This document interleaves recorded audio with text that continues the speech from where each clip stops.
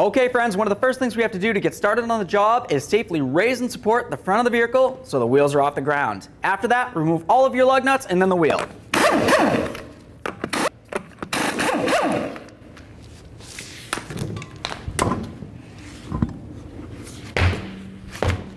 Now that the wheel's off, the next thing we're going to do is carefully push back our caliper pistons. We're only going to do this a little bit, just enough so we'll be able to remove the caliper from the area.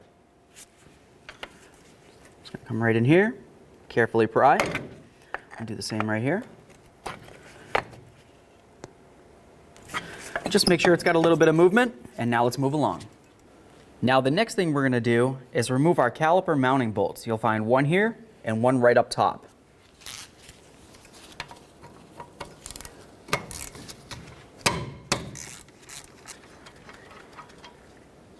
Just going to put that in a couple threads.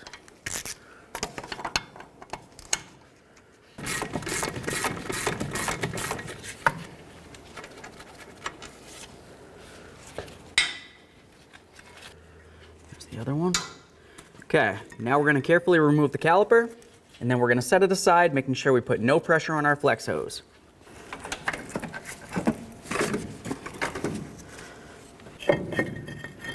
Remove your rotor. Next, let's go ahead and remove our ABS wire. You're going to notice that it comes up along here to a couple mounting points. You want to, of course, disengage all those and then come right up here where it's attached. There's a little squeeze tab. You can squeeze on it and then remove it. Always inspect it. If you see any funny colors, make sure you take care of it.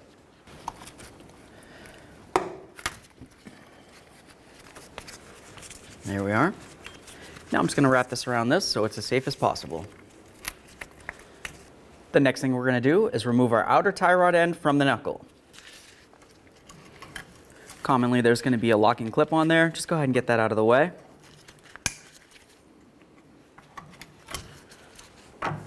Remove the nut. I'm just going to put that nut on there, just a couple threads as safety precaution. The next thing that I want to do is hit right along this area with my hammer. I want to be very careful not to damage our outer tie rod end boot.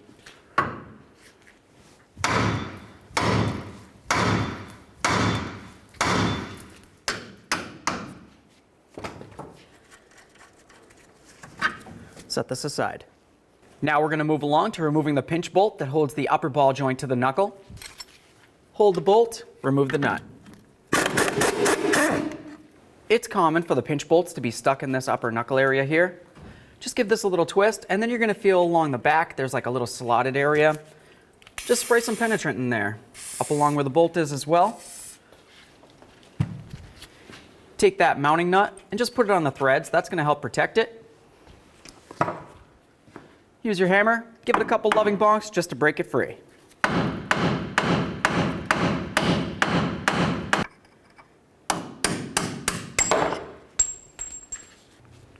Remove your axle nut.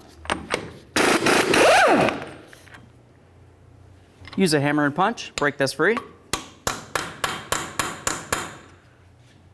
We're going to come back up along the top and give it a couple loving bonks with our hammer. We just want to kind of break this free. Okay. Now with that broken free, we want to carefully let this come on down. As we do that, we want to be drawing the axle out of the wheel bearing. Okay, now before we can start removing the axle from the differential itself, you're going to find that you have the front strut in the way right here. To get it out of the way, I'm just going to go ahead and remove these two bolts.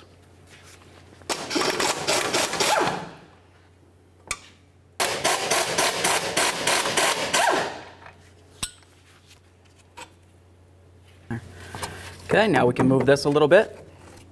Now before we start taking the axle out of here, I like to have a nice safety strap on it. So I'm just going to use a bungee cord.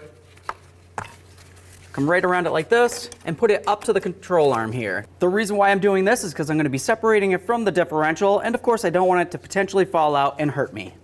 Now from underneath the truck, I'm going to take a pry bar. I'm going to come right along the front differential carefully, not to damage it in any way, and then try to hit right up against the axle itself. I just essentially want to break it free from the differential, and then I'll come out and then remove it from the body of the truck. Keep in mind, fluid might come out of this, so don't put your face under it.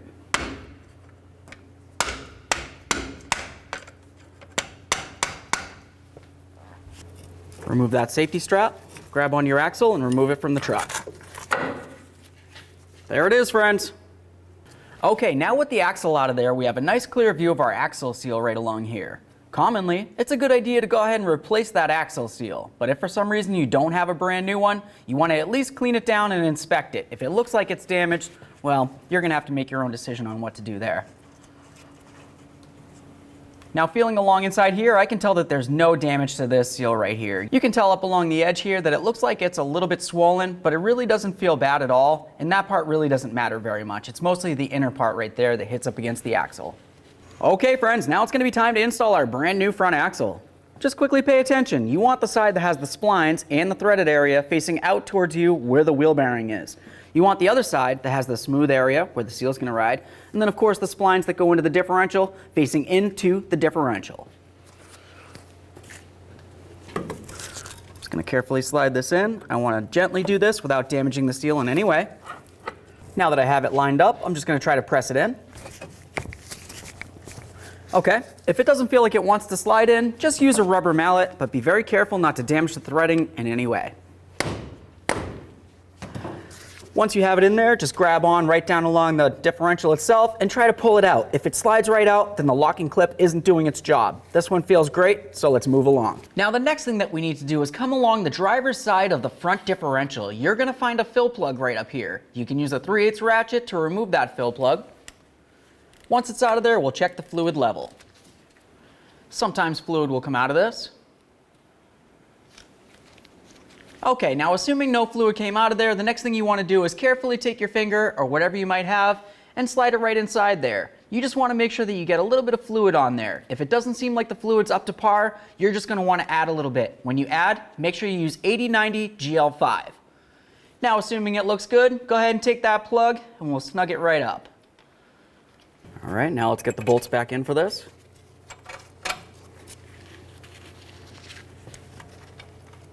Start them on, snug them up, torque them to manufacturer's specifications.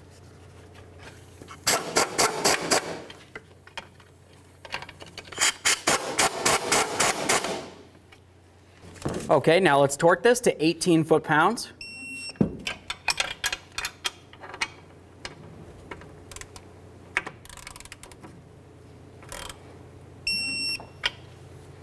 Now we're just going to carefully jack up underneath our control arm. Just be careful because your jack could potentially slide out. Now with that jacked up, let's bring this up and slide the axle into the wheel bearing. Line up the control arm with the knuckle, slide it down and in. Put your pinch bolt in. Now let's get this back out from under here again. Snug this up. Now let's torque this upper ball joint to 46 foot-pounds. Now it's time for the outer tie rod end. Go ahead and slide it into the knuckle there. Start your nut on. Snug it. Torque it to 52 foot-pounds.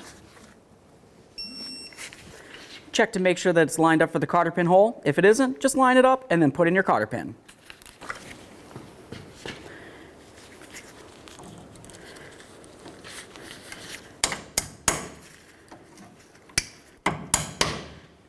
Now it's going to be time to run our ABS wire. That's just going to come up and along here, up along this, and then plug in right up there. Listen for a click, give it a nice tug. If it doesn't click in, you're going to find that you have an ABS light. Now we're just going to follow it along and start connecting in the clips. Look for the areas that look like this. Should fit right in. Lock it in, give it a wiggle. Do the same to them all.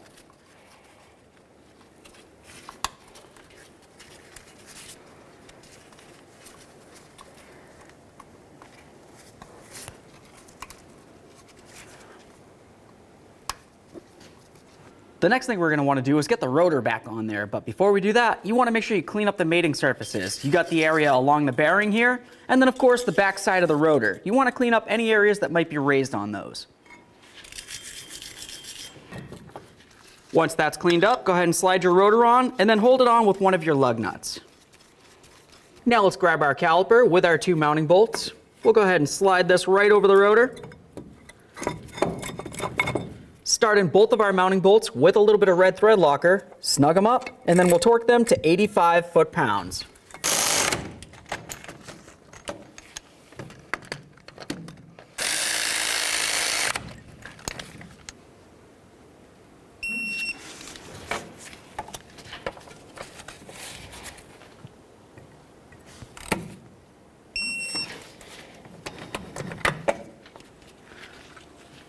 Apply a little bit of red thread locker to the threads, start the washer on there, start the nut on. Now we're going to carefully snug this up and then we'll torque it to manufacturer's specifications. With the axle nut bottomed out, the next thing that we need to do is torque this to 162 foot-pounds. To do this, you're probably going to find that this is going to want to spin on you. If that's the case, just take a bar and come straight across like this. Be very careful not to damage the threads.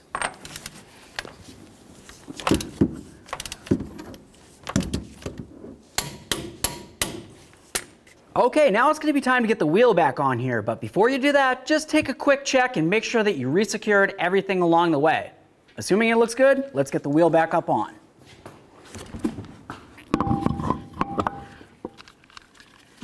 Now I'm going to start all the lug nuts on there, we'll snug them up, get the wheel back on the ground, and then we'll torque the lug nuts to 100 foot-pounds.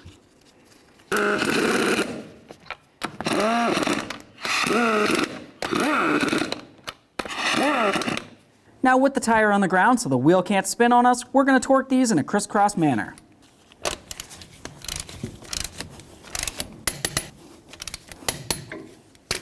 Torqued.